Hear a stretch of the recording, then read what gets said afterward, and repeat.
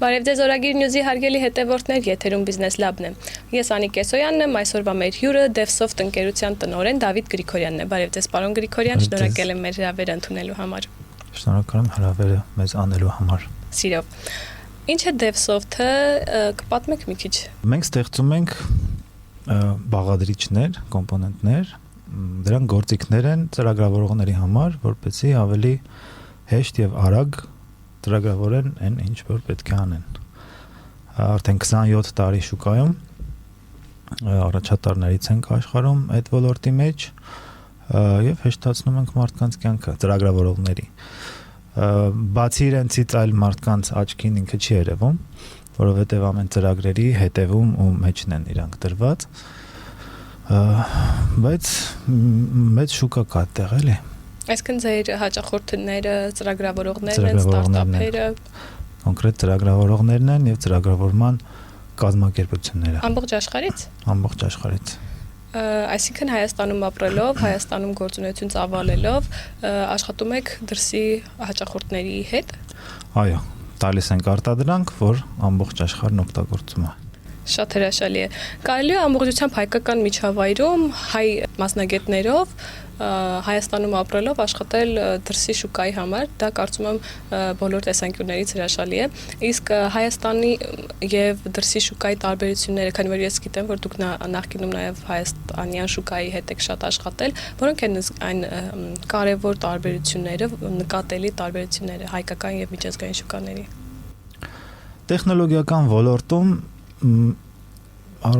մեծ տարբերություն կարծես թե չկա, որովհետև նույնիսկ ստեղ գտնվող թե տեղական, թե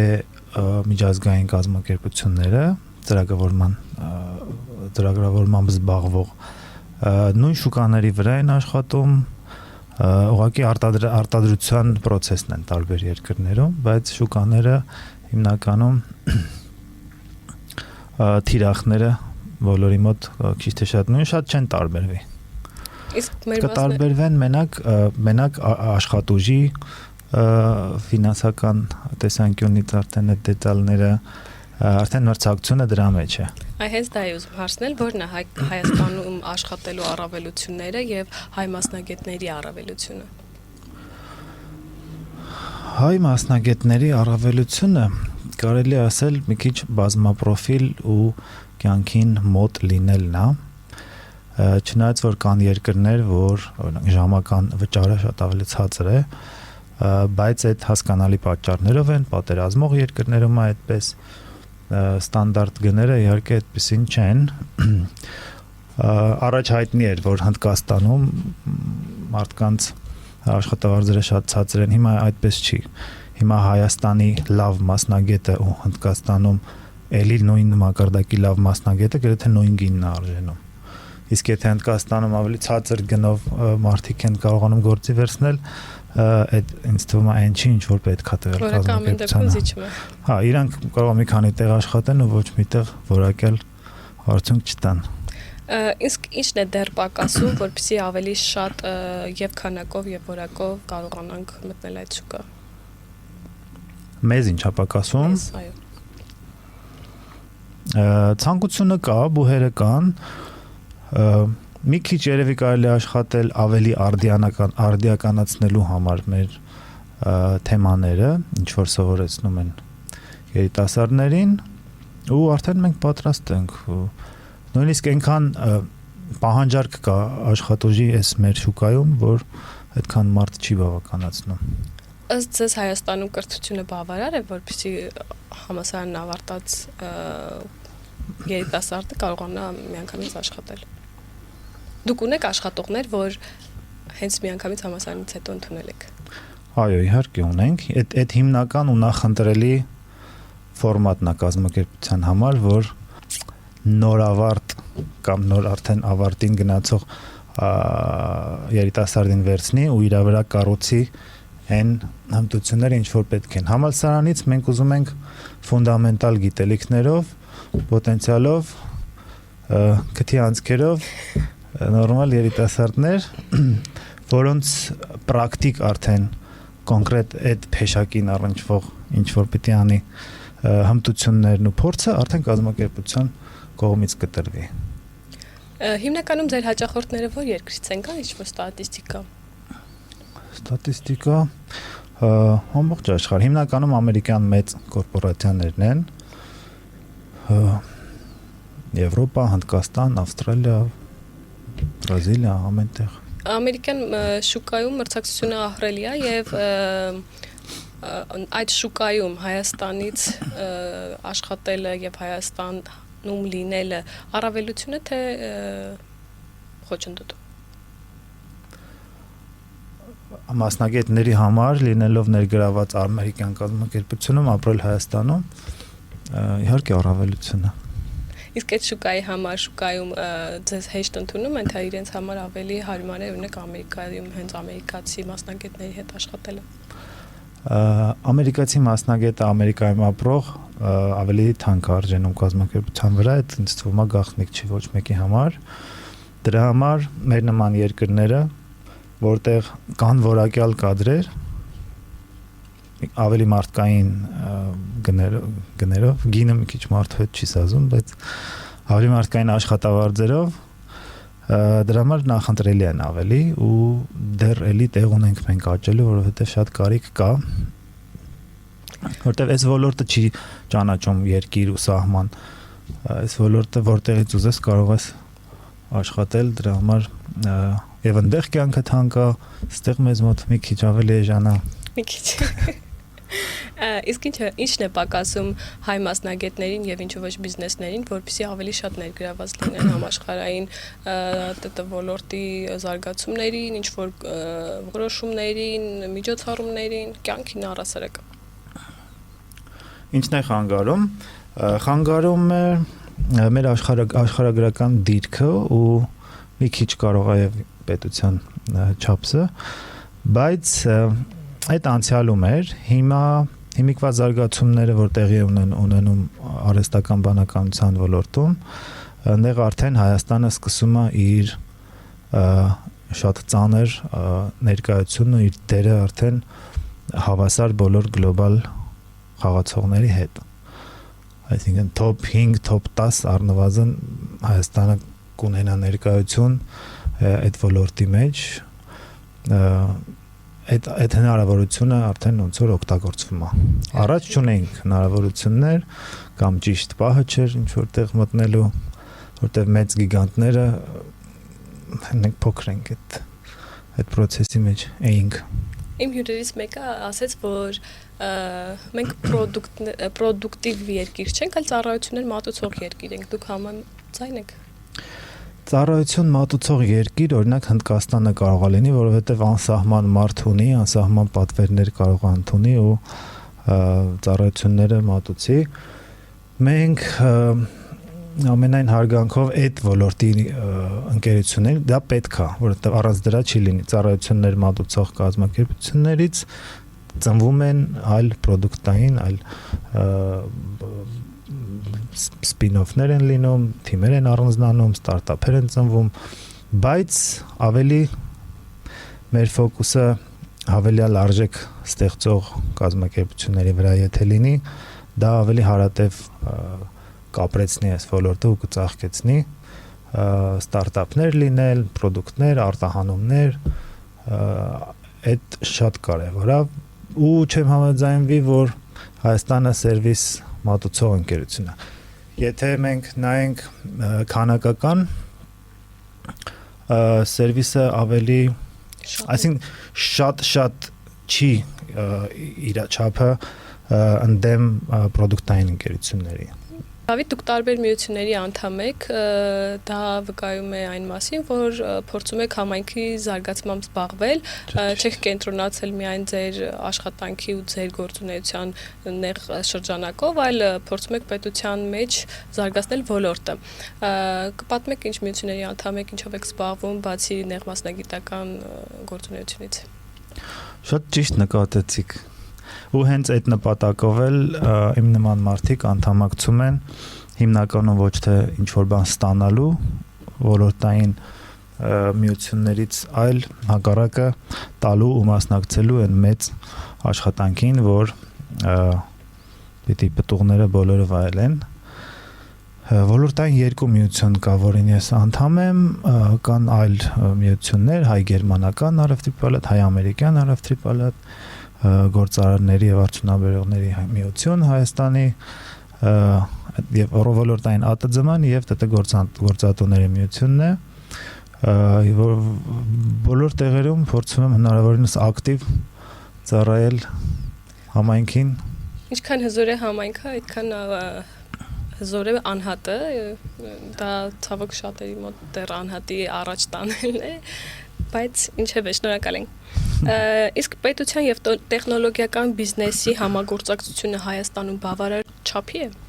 Բավարար չափը մի քիչ ինձ թվում է երբեք բավարար կարող է չհամարվել, բայց ավելի լավ է, քան առաջ էր, առաջ ասելով շատ առաջ չէ, մի 2-3 տարի առաջ կատաստրոֆիկ վատ էր, մեղմ ասած բավարար չէր։ Հետո քիչ-քիչ ավելի լսելի դարձան խնդիրները, ավելի նույն գծի վրա ստացվեց մտածել ու ավելի բարելավել միջավայրը, որովհետև նշածս ժամանակ մեղմ ասած չկար պատկերացումն ու գիտակցությունը իրավիճակի տիրապետումը ու ինչ ռիսկեր կան, եթե ինչ-որ գործողություններ չիրականացվեն, ինչ հետևանքներ կարող են ունենալ, եւ ես անձամբ համարում եմ այդ ամենը անգործության պատճառով շատ մեծ վնասներ տալ պետությանը, բայց հիմա մենք աշխատում ենք, մենք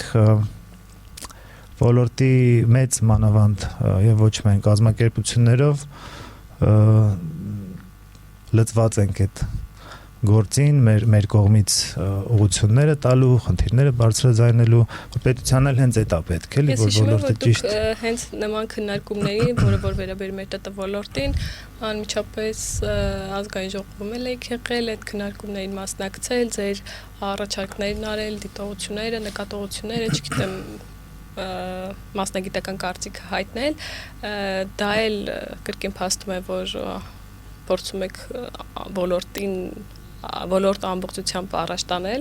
Մեր ոլորտի համայնքը երևի ամենաակտիվն է ու ամենաթանկարժեք բանն է այս պետության համար, կառավարության ոլորտային գերատեսչության համար, որովհետև ի տարբերություն մյուս ոլորտների, եթե ակտիվ ու արդի մուտքային տվյալները չունեն, որպեսզի ճիշտ ուղղությունները դնեն, մեր ոլորտում այդ ամենը կա։ Մեր ոլորտի խաղացողները պատրաստական տալիս են, ինչ որ պետքա, աշխատում են, համագործակցում են, ինչ որ խորհուրդներում մասնակցում են, ու այդ շատ ակտիվ ու սերտ համագործակցությունն է, դեռ շատ բաներ կա անելու, ձեր հարցին բավարար է թե չէ, դեռ լիքը գործ կա անելու, բայց ավելի լավ է։ Դուք նաև համահեղինակն եք առաջին հայկական գինու, որը ստեղծվել է AI-ի խորհուրդներով, բավականին հետաքրքիր էր, Prompt, գինու անունը Prompt-ը իմ գիտելիքներով, իմ շատ սահմանափակ գիտելիքների համաձայն, այն արհեստական բանական անունը, հենց անվանումը կապ ունի, կբացատրեք ինչ է, ինչպես ստեղծվեց։ Նպատակներ սարքել գինի, որը որ բոլորին դուր կգա։ Հնարավոր է մի բան, որ բոլորին դուր գա։ Համարյա բոլորին։ Ու հաշվի առնելով այսօրվա գործիքների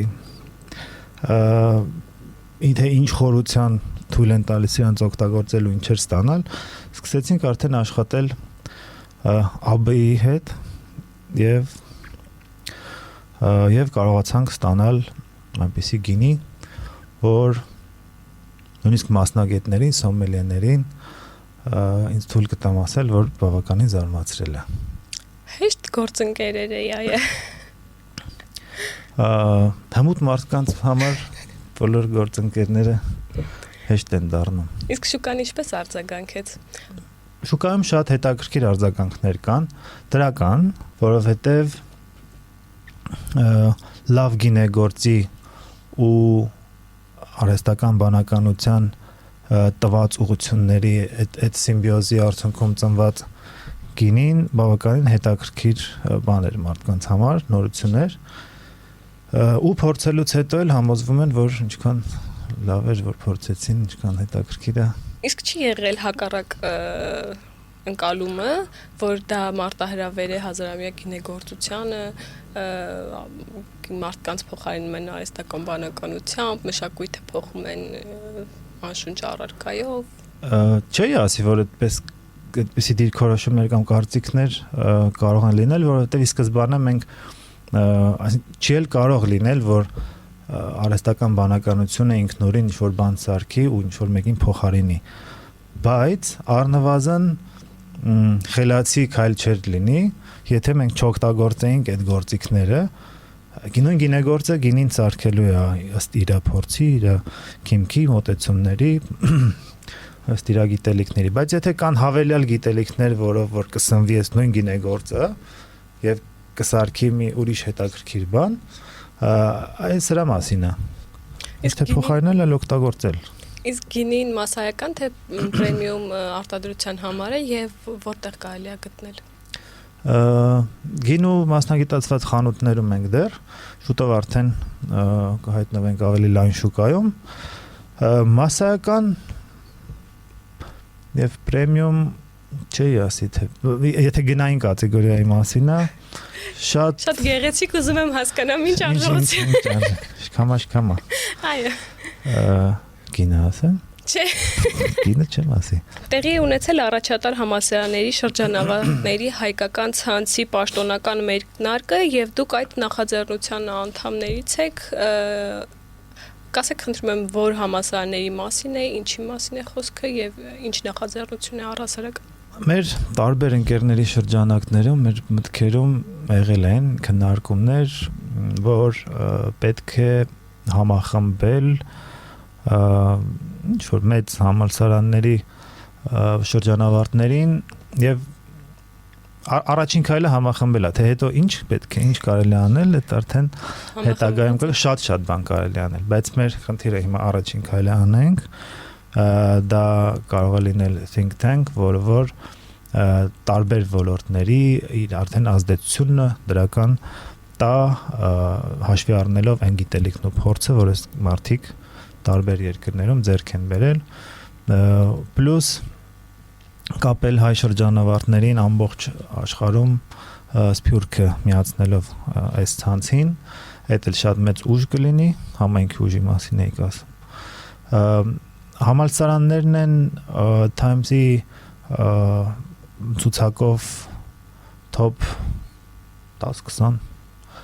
արդեն մի քիչ չեմ հիշում, դրա շրջանավարտները այնտեղ Harvard, Oxford, Imperial College London, Stanford-ի համալսարան եւ այլն։ Ու արդեն սկսեցինք աշխատանքային խումբը ձևավորվեց, որ այդ կառույցը կհիմնենք գեղեցիկ ու հարատև աշխատելու համար հարմար կանոնադրություն եւ այլն կանենք եւ կսկսենք արդեն ավելի հանրային լայն հնչողության տեսքով միջոցառումներով ու օգտակար գործերով։ Իսկ դուք որտեղ եք սովորել։ Ես որպես Ստենֆորդի համալսարանի շրջանավարտներից եմ միացած այս նախաձեռնությանը։ Այսինքն նախաձեռնությունը դեռ ընթացքի մեջ է, որպես այդպեսին դեռ ծրագրեր, ֆոնդ, ինչ-որ գործողություններ այս պահի դրությամբ չկան, առաջի փուլը դեռ հավաքվելու եւ միմյանց ճանաչելու փուլն է։ Այդ առաջին քայլը արեցինք, հիմա մոտակա շաբաթների ընթացքում կանենք արդեն պետական գրանցումների ու նման ադմինիստրատիվ հարցերը, հետո կանցնենք բովանդակային արդեն մեր ծրագրին, թե ինչ պիտի անենք առհասարակ, հետո կանցնենք անդամակցությունների process-ի մեկնարկին, կսկսենք մեծանալ, ուժեղանալ ու իրականացնել այն ինչ որ պլանավորել էինք։ Կարճ ու հեշտ։ Դուք որպես միջազգային շուկայում աշխատող բիզնես ղեկավար, ինչպես եք գնահատում սփյուռքի ներուժի օգտագործումը եւ ինչպես եք տեսնում հայաստանաբնակ մասնագետների սփյուռքում աշխատել այդ համագործակցությունը։ Դե միջազգային փորձի փոխանակումը շատ կարևոր բան է, բոլորս գիտակցում ենք, թե Հայաստանի մեր քաղաքացիների դրսում փորձառությունը, թե դրսի փորձառությունը բերելու ուղղակի մեր ցանկությունն է, որ այդ ամենը վերջում վերադառնա դեպի Հայաստան, ու ծառայի բարօրությունն էս երկրի։ Չնայած ոչ միշտ է այդպես լինում, բայց որովհետեւ օբյեկտիվ պատճառներ էլ կան այնտեղ իհարկե հասկանալի է, բայց Դե գոնե մենք մեզանից կախված ամեն ինչ անենք։ Դուք մենք ունենք այդ տեսլականը, որ այստեղ պետք է ավելի ծաղկացնենք ու փորձենք գնալ այդ ուղղությամբ։ Փորձենք չէ, այսինքն գնում ենք եւ կանենք, այո։ Լինելով միաժամանակ տեխնոլոգիական բիզնեսի ղեկավար, AI-ով ստեղծված գինու համահեղինակ, միջազգային կրթական ցանցի անդամ, ինչպես եք պատկերացնում Հայաստանը 10 տարի անց մշակութային, արժեքային, բիզնես, տեխնոլոգիական, տնտեսական առումներով։ Այս հարցի պատասխանը ենթադրում է ուժեղ քաղաքական պատասխան, որովհետև իրականում այդ ամեն ինչը գնում է դեպի տեղ, այսինքն տեղից է սկսում։ Եվ հուսով եմ, որ այն ինչ որ հիմա կատարվում է, այդ ամեն ինչը կդադարի, որ 10 տարի անց մեր ուզած հայրենիքը մենք տեսնենք չփոխված արժե համակարգը, ավելի բարելավված, ավելի ամրապնդված, իհարկե վատ բաները մեջից հանած եւ ամուր ու չպարակտված, որը որ հիմա բոլորս տեսնում ենք այն պարակտումն ու այն փտած հասարակության մեջ մոտեցումները կամ չգիտեմ ամբողջ օրը իրար կրակելու, սպանելու ցանկությունները այդ պետք է վերանա 10 տարի որ այդ լինի մնացածը արդեն ամեն ինչ լավ կլինի։ Ստացվի։ Շնորհակալ եմ, պարոն Գրիգորյան, մենք ունենք հատված, որ նախորդ մեր հյուրը հաջորդ հյուրին հարց է գրում եւ մաղթանք ցանկանայի ցես փոխանցել իմ նախորդ հյուրի դեկա ընկերության տնօրեն Արթուր Սարգսյանի հարցը, ում հետ կցանկանայի հանդիպել եւ ինչու։ Ինչու եւ ում հետ։ Կարելի էր հանդիպել Warren Buffett-ի հետ ու մի 10 րոպե լսել իր մի քիչ պատմել մեր իրավիճակներ ու լսել իր մոտեցումները, թե ինքը ինչ իրավիճակում ինչպես կվարվեր, որովհետև նման հաջողակ մարդիկ շատ հետաքրքիր տեսակետներ ու հետաքրքիր անկյուններից կարող են նայեն ինչ որ հարցերին, չնայած որ մենք ենք փորձում միշտ տարբեր անկյուններից նայել, բայց ամեն դեպքում հետաքրքիր կլիներ նման տեսակետներ լսել։ Պարոն Սարգսյանը ձեզ մաղթում է միշտ առաջ։ Շնորհակալ եմ պարոն Սարգսյանին։ Կցանկանայի մի հարցել ձեզ տալ պարոն Մելքոնյանի հարցը, որն է ամենակարևոր գործոնը հայկական բիզնեսը համաշխարհային ճանաչման բերելու համար։ Ոչ թե դրսի արտասահմանի հետ աշխատող ընկերություն, այլ կոնկրետ տեղական բիզնեսի մասին է խոսքը, որ այնտեղ մենք պետք է բարելավենք մտավոր սեփականության մեր ոլորտը, որը որ դեռ շատ հեռու է, պատենտները, որ դրսում են գրանցվում, նույնիսկ եթե հայկական են, կազմակերպությունները, պատենտները, կարող է հայկական կազմակերպությունը բոլորը գիտեն, բայց ինքը Դելավերում է գրանցված, որովհետև այնտեղ ավելի լավ պայմաններ կան, բայց այնտեղ ինչ որ փոքր ֆիկտիվ իրավաբանական մարմին կարող է լինի, այստեղ հիմնականը։ Այսինքն կան խնդիրներ, որ մարդիկ օրինական ձևով այդ խնդիրները շրջանցելու համար նման քայլերի են գնում, որ նորմալ է, բայց որը որ դրա խոչընդոտն է, էլի։ Նման բաները որ չլինեն միջազգային շուկայում անուններ որ չտամ, այդ ընկերությունների մասին կիմանան, որ հայկական են, ոչ թե Դելավերից են։ Հասկացա։ Պարոն Մելքոնյանն էլ մաղթում է բիզնեսի հզորացում եւ մեծացում։ Շնորհակալ եմ, պարոն Մելքոնյան։ Ես կխնդրեի ձեզ մեր հաջորդ հյուրի համար հարց եւ մաղթանք նույնպես գրել։ Շնորհակալ եմ մեր հրավերը ընդունելու համար, ցանկանում եմ, որ Հայաստանը առաջիկայում դառնա ՏՏ ոլորտի առաջատար երկրներից մեկը, որոշումներ կայացնողներից մեկը։ Ես եմ շնորհակալ հրավերի համար եւ անպայման կդառնամ անավանդ, որ արհեստական բանականության ոլորտում մենք արդեն